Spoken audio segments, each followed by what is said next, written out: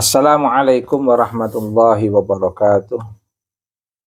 Allahumma shalli wa sallim ala sayyidina wa maulana Muhammadin wa ala alihi wa ashabihi wa azwajihi wa dzurriyyatihi wa ahli baitil kiram. Amma ba'd. Alhamdulillah, sore tadi jam 4 saya menerima kiriman buku karya Kiai Haji Imaduddin Utsman, tertanda pengirim, langsung penulis, program wakaf kitab Minhajun Nasabin 2025, Kang Mas Rifki Zulkarnain. Saya dapat 5 eksemplar. Tentu enggak untuk saya sendiri nih. Mana yang signifikan dan relevan untuk mendapatkan ini, ya secara otomatis akan menjadi rezekinya. Dan luar biasa, saya senang sekali. Tentu saya ingin mengawali sebuah apresiasi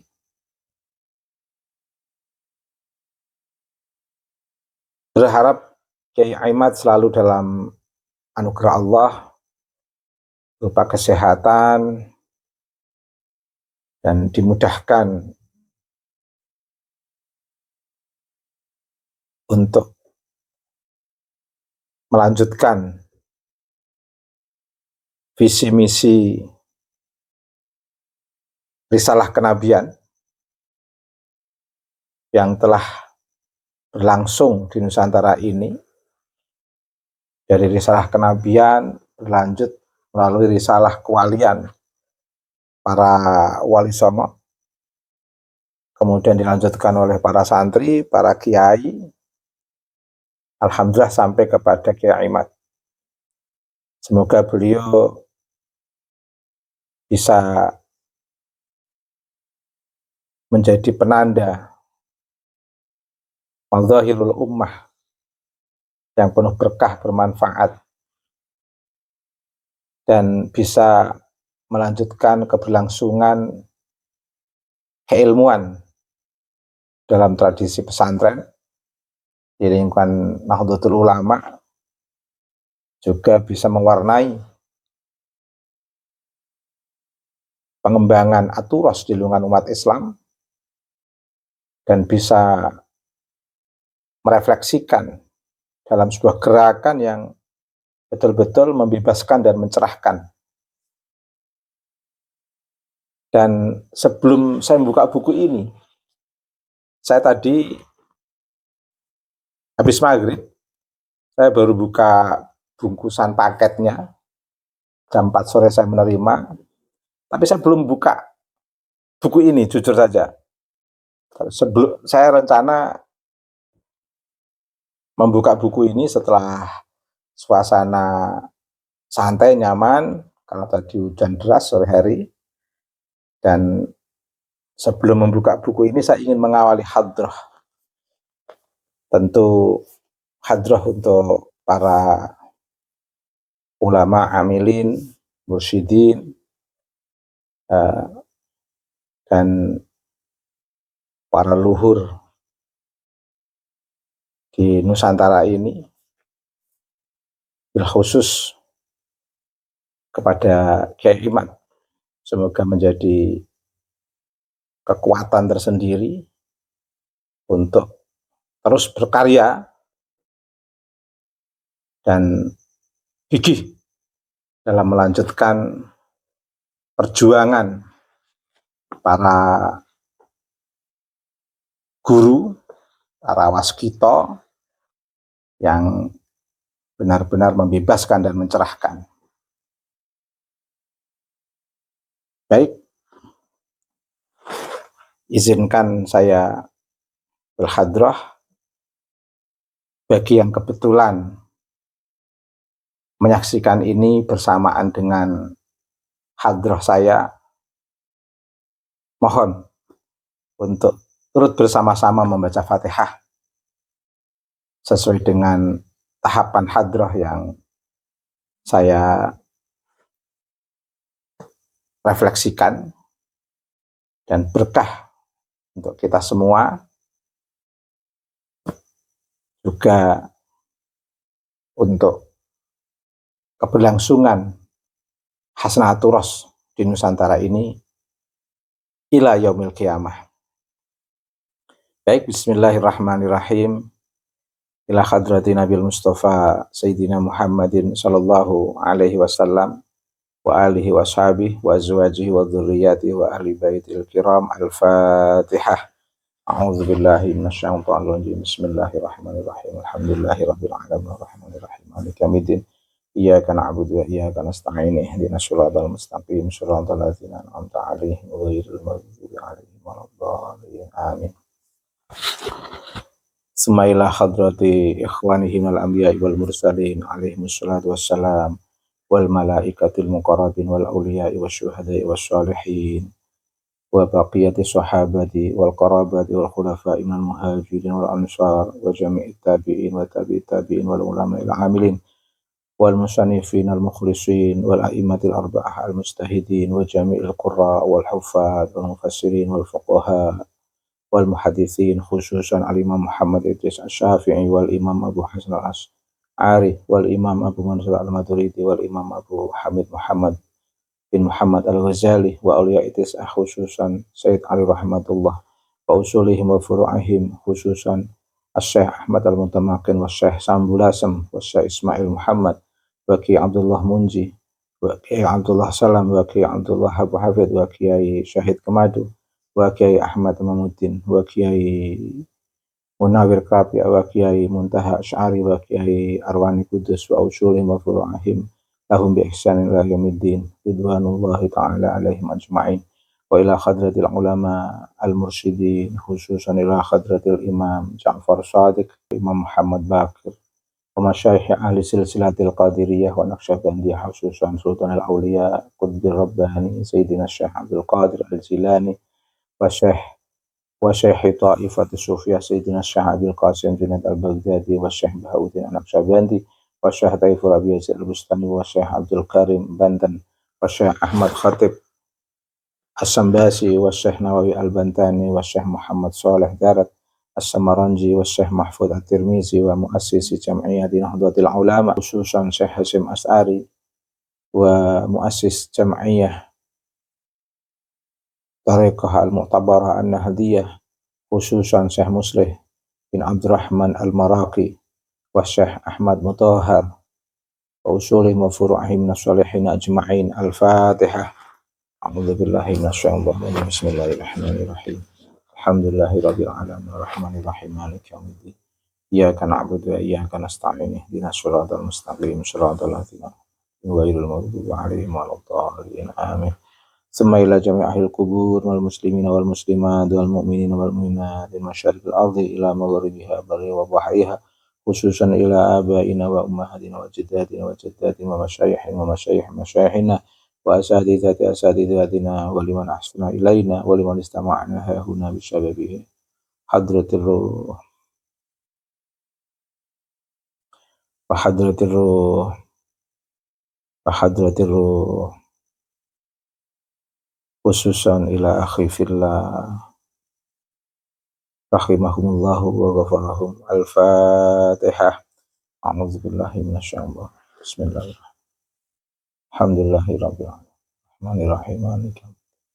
Iyyaka na'budu wa iyyaka nasta'in. Shiratal ladzina ghairil maghdubi 'alaihim waladdallin. Allahumma shalli ala Muhammad. Saya membuka buku ini. Alhamdulillah. Subhanallah, subhanallah. Makasih Kiai Ahmad. Makasih berkah. Bermanfaat untuk umat. Membebaskan dari stagnasi berpikir umat dan mencerahkan karena memberi pengetahuan. Ala ilmu nurun, ilmu itu cahaya. Basis keilmuan yang ada di buku ini akan memberikan cahaya kepada umat. Dan cahaya itu akan mengeluarkan umat dari stagnasi. Dan itulah hakikat sebuah pembebasan. Saya memahami buku ini ada beberapa hal penting yang perlu saya sampaikan. Kitab Minhajun Nasabin, karya terbaru Kiai Haji Imaduddin Utsman, yang membahas tentang bantahan terhadap pemalsuan sejarah para habaib yang mengaku-ngaku keturunan Nabi Muhammad SAW. Kitab ini saya lihat secara khusus itu menyoroti upaya untuk meluruskan sejarah dan nasab yang dianggap tidak benar, khususnya yang berkaitan dengan penyebaran agama Islam di Nusantara. Karena jadi begini, nasab itu seperti sebuah pohon pengakuan dari kaum Ba'alui yang berintisab kepada Nabi Muhammad SAW. Itu saya ibaratkan sebuah pohon yang tumbuh. Ketika pohon itu pohon pepaya, kita katakan sebagai pohon mangga, ya tentu orang akan menolak. Pohon mangga kita katakan sebagai pohon rambutan, tentu orang akan bisa menilai. Pohon nasab yang dari Nabi Mustafa Muhammad SAW akan terasa. Sistem genetik itu melalui buah-buah yang dipetik oleh umat atau masyarakat. Nanti juga akan berbeda dengan pohon nasab dari yang lain. Hasilnya juga lain. Nah, ini secara umum. Kiai Haji Imaduddin Utsman ingin menggambarkan ada pohon nasab yang berintisab kepada Nabi, itu bisa dipahami baik dari sejarah peradaban Islam maupun dari buah-buah dari sejarah peradaban Islam itu, yang bisa diikuti dari seluruh generasi dan dzurriyyah Nabi sampai membentuk buah keulamaan dari tiap generasi yang kemudian mendapat julukan sebagai warasatul anbiya. Tapi ada buah-buah lain yang memungkinkan memang jadi ulama, tetapi ada varian-varian lain yang tidak semua bisa jadi ulama. Dari sebuah pohon nasab itu, bahkan dari buah pohon nasab yang diteliti oleh Kiai Haji Imaduddin Utsman itu ada anomali-anomali, ada kejanggalan-kejanggalan ketika itu harus dikaitkan dengan pohon nasab yang berintisab kepada Nabi Muhammad SAW. Kiai Imaduddin Utsman telah menemukan itu. Tentu sebagai seorang ulama, sebagai seorang yang mencintai ilmu, beliau tidak bisa tinggal diam. Beliau ingin memaparkan gejala aneh yang dia rasakan, kemudian proses penelitian yang dia lakukan, sampai pada hasil yang harus dia sampaikan. Bahkan beliau siap diverifikasi oleh publik melalui sistem dialektika yang disebut dengan diskursus nasab. beliau juga mempertanggungjawabkan hasil temuannya ini secara publik melalui satu mimbar ke mimbar berikutnya untuk memberikan penjelasan kepada masyarakat. Biar masyarakat tidak hanya dipameri teks dari karya beliau, tapi juga mendapatkan sosialisasi dan pemahaman yang kemarin telah beliau buktikan selama 1-2 tahun. Sosialisasi, ceramah, podcast, bahkan muncul antitesa-antitesa yang mencoba mengkritisi tesis Kiai Imad, argumentasi, gagasan Kiai Imad, temuan Kiai Imad, dan itu sudah terpublish secara publik. Bahkan tidak semua akademisi yang memiliki riset itu bisa tersosialisasi dalam sebuah konfrontasi dialektik yang luar biasa. Kiai Imad ini karyanya betul-betul dikonfrontirkan dalam sebuah dialektika yang mantap di tengah masyarakat luas, baik melalui ceramah, melalui dialog langsung, maupun melalui podcast di beberapa sosial media. Yang kita ikuti sampai 3 tahun, sampai waktu perkuliahan itu sendiri. Jadi waktu 3 tahun untuk betul-betul terkonfrontasikan apa yang digagas oleh Kiai Imad dengan fenomena sosial yang betul-betul mengharu biru karya Kiai Imad yang memang betul-betul melawan arus utama. Nah, tapi sekarang karya Kiai Imad menjadi arus utama itu sendiri. Karya Kiai Imad sudah menjadi arus utama itu sendiri. Buku ini memiliki isi pokok. Pertama, terkait dengan bantahan pemalsuan sejarah. Kemudian tentang kesalahan nasab juga diungkapkan di sini.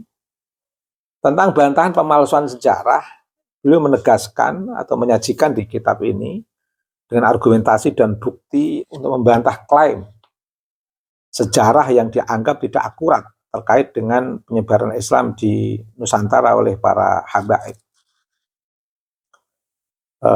Termasuk beliau juga menyebutkan Osman bin Yahya di sini dan beberapa yang lainnya termasuk Al-Qadri. Kemudian terkait dengan kesalahan nasab, kitab ini juga membahas kesalahan dalam penentuan nasab, garis keturunan, dan tentu garis keturunan habaib yang dianggap tidak sesuai dengan fakta sejarah dan nasab yang sebenarnya, yang itu disebut interpolasi, atau kalau di sini disebut al-multasiki bil alawiyin. Dalam kitab ini ada ketulusan Ki Haji Imaduddin Utsman. Kitab ini itu mencerminkan ketulusan Ki Haji Imaduddin Utsman. Ketulusan dalam konteks apa?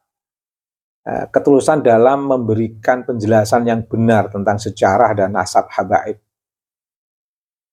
serta meluruskan kesalahpahaman yang mungkin ada di masyarakat terkait dengan nasab ini. Itu bentuk ketulusan Kiai Haji Imaduddin Utsman. Saya lihat di dalam kitab ini memiliki beberapa tujuan. Tujuan pertama adalah meluruskan sejarah, mengembalikan sejarah Islam kepada jalur yang benar dengan merujuk pada sumber-sumber yang valid dan terpercaya. Nah, yang kedua, memperbaiki pemahaman nasab, lebih yang tersambung kepada Nabi Muhammad SAW. Yang ketiga, ada tujuan yang bisa saya tangkap dari kitab ini, yaitu mencegah kesesatan, menghindari kesesatan dalam memahami sejarah dan nasab habaib, serta mencegah penyebaran informasi yang salah. Di sini dijelaskan. Nah, secara keseluruhan, kitab Minhajun Nasabin fi Ibtali Nasabi Ba'alawi Al-Multasyiqi bil Alawiyin itu secara keseluruhan berfokus pada upaya meluruskan sejarah dan nasab habaib yang dianggap telah dipalsukan atau disalahpahami, dengan tujuan untuk memberikan pemahaman yang benar dan akurat tentang sejarah Islam di Nusantara. Mengapa muncul kedustaan yang berkembang luas sampai sekarang? Nah, titik dasarnya, titik mulanya itu diambil dari kitab Burqah Musyiqah karya Ali bin Abi Bakar As-Sakran tahun 896 Hijriah. Bermula dari pengertian dasar inilah Kiai Imad tidak hanya mengurai nasab alwi, tapi hal-hal yang buah-buah yang bisa dipetik dari pohon nasab alwi itu seperti apa juga diungkap di sini semuanya. Menurut saya pemaparan Kiai Imad tentang tesis itu betul-betul sangat dasar. Ada yang lebih dahsyat menurut saya, yang lebih memerlukan klarifikasi atau lebih memerlukan perdebatan lagi. Itu justru karya ini pasca tesis. Nah, ini pasca tesis Kiai Imad ini. Ini pasca tesis Kiai Imad tentang nasab alwi. Nah, ini adalah buah yang dipetik Kiai Imad dari kajian nasab alwi. Buahnya ada di sini. Makanya pohon nasab yang diteliti oleh Kiai Imad, bagaimana rasanya, itu akan bisa dirasakan setelah publik atau warga Nahdliyin atau umat Islam membaca buku ini. Buku ini adalah buah dari pohon nasab yang diteliti oleh Kiai Ahmaduddin Utsman, kemudian dipetik buahnya oleh Kiai Imad, dan bagaimana rasanya di tengah masyarakat. Jadi kalau berbicara seru-seruan antara tesis Kiai Imad tentang nasab alwi, itu sebenarnya lebih seru kajian Kiai Imad yang membahas tentang buah yang dipetik oleh umat, kemudian ditulis oleh Kiai Imad. Buah yang dipetik itu adalah berasal dari pohon nasab yang diteliti oleh Kiai Imad dari tesis awalnya. Nah, buah-buah yang dipetik oleh umat tercatat oleh Kiai Imad, ditulis di sini. Ini harusnya lebih seru. Para habaib perlu untuk mengklarifikasi atau bahkan mengkonfrontir buah-buah yang dirasakan masyarakat, yang kemudian dicatat, didokumentasikan dan dianalisis oleh Kiai Imad tentang rasa dari buah nasab itu, rasanya seperti apa, dan ramuan ulang dari buah-buah yang dirasakan oleh umat, diramu oleh Kiai Imad dalam sebuah karya ini. Rasanya gimana masyarakat juga merasakan pahit, lezat, tidaknya, tergantung kecenderungan emosional membaca buku ini, tergantung kejujuran akademik membaca buku ini, tergantung keterbukaan publik, masyarakat luas, khususnya umat Islam, wabil khusus warga Nahdliyin dalam membaca buku ini. Khusus bagaimana para kiai sebagai warasatul anbiya membaca buku ini.